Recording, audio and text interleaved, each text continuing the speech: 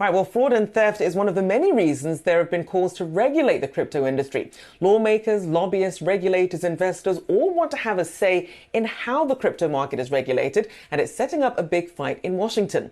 Molly Ball, Time national political correspondent, joins us now to discuss. So as we look at these things, we're looking at what's happening with the SEC, and we're seeing the CFTC sort of jostling for position as to who is going to oversee what happens with crypto. What does this actually mean, though, for the industry then? Well, it's the industry more than anyone who is calling out for regulation at this point, because they argue that they've been subject to these sort of arbitrary crackdowns, particularly by the SEC, but they haven't been provided with rules of the road that would enable them to operate legitimately. And, you know, as you and your viewers certainly know, there are now so many crypto companies handling so much money and doing so much business, and yet there are not crypto-specific regulations, either that have been promulgated by regulatory agencies such as the SEC and CFTC, or that have come from Congress to tell these agencies, here's where we think that lines are drawn between your different turf.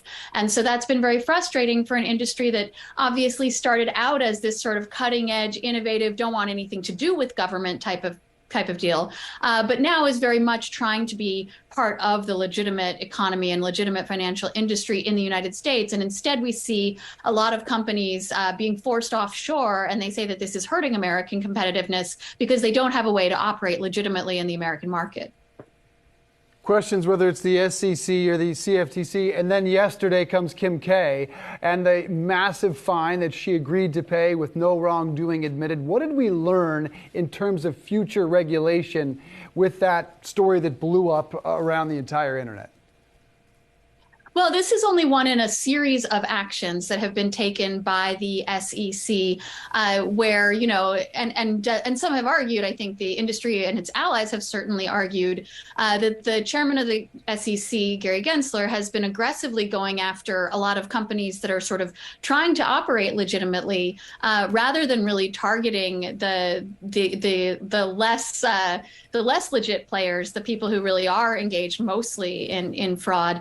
But you know, it really is going to fall to Congress. There's currently several dozen bills before Congress, a few major ones offering an approach to how the industry can be regulated. The president issued an executive order back in March, which was the first ever sort of official White House attention to this issue, tasking various agencies with coming up with approaches to crypto regulation. We saw some of those reports start to come in the last couple of weeks. A new one just today from one of the government agencies offering a very expansive vision for how the government might choose to regulate crypto. But I think most of the players in this agree that it is going to eventually fall to Congress. And if you know anything about Congress, that means it may not happen anytime soon. And it's interesting because you have regulators coming into this space, but then you also have some of these crypto companies. They're, you know, going to think tanks. They're going to different lobbyists, trying to get their elbows in there as well. You have FTX Chief Executive Sam Bankman-Fried asking for more stringent regulation. And he says that would actually stop crypto contagion when we see things like Celsius and Three Arrows Capital blowing up in the faces of consumers. As you look at how they're sort of overlapping into each other's territory, how do you see that impacting regulation going forward? Well, I don't know if I would characterize Sam Bankman-Fried's perspective as wanting more stringent regulation. He has advocated very strongly for having the CFTC, the commodities regulator, oversee most of crypto as opposed to the SEC. And some critics or crypto skeptics say that that's because the industry wants lighter as opposed to more stringent regulation. The industry says that's not the case. They just want some rules, any rules. But you know, there is currently this turf battle going on where, you know, the SEC sees a lot of these crypto products as securities. And so they go after what they view as violations of securities law. And then the CFTC also believes they have a role in oversight, and we've seen them cracking down on some DAOs recently, which sort of sent a little bit of a chill down the industry's spine, thinking that could be the next frontier. So they would just like for there to be rules of the road so that instead of getting in trouble on the back end, they can, you know, on the front end, whether it's to come in and register with the SEC or another regulator, or in some other way to come into the government and have a way to do legitimate business. You mentioned Congress does nothing fast. They do just about nothing on a bipartisan basis either. Are there political lines on crypto regulation? And when do you expect something, one thing concrete of these, and your piece says 68 pieces of legislation? Yeah.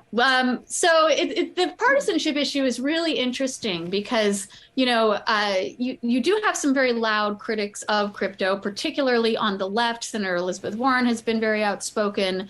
But it is also the case that the last administration, the Republican administration of President Trump, was very hostile to cryptocurrency. And you do have a fair amount of particularly older Republican legislators who are not particularly familiar with the technology and the industry. So it seems to be, when it comes to Congress, when it comes to the partisanship, it seems to be more of a generational issue than a partisan one. Sam Bankman-Fried, who you mentioned, has become a massive Democratic donor, putting tens, potentially hundreds of millions of dollars into the midterms and the broader, political scene. But it benefits the industry. It really benefits any industry in Washington to be seen as bipartisan or nonpartisan, to have friends on both sides of the aisle. And that is what the crypto industry has really been busy doing over particularly the past year.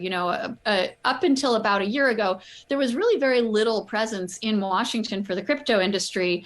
That has really changed. And particularly since crypto was caught up in the infrastructure fight last fall. And now, you cannot swing it at in Washington without hitting a crypto lobbyist, a crypto event, a crypto, discussion on a think tank panel. And so a lot of people are talking about it. But does that mean anything gets done? I don't make predictions, particularly about Congress, but you're usually safe betting the over in terms of how long Congress is going to take to do something, just because, the incentives are sort of stacked against it. Hammer the over and check out Crypto Goes to Washington on time.com. Molly Ball, really appreciate it. Thanks.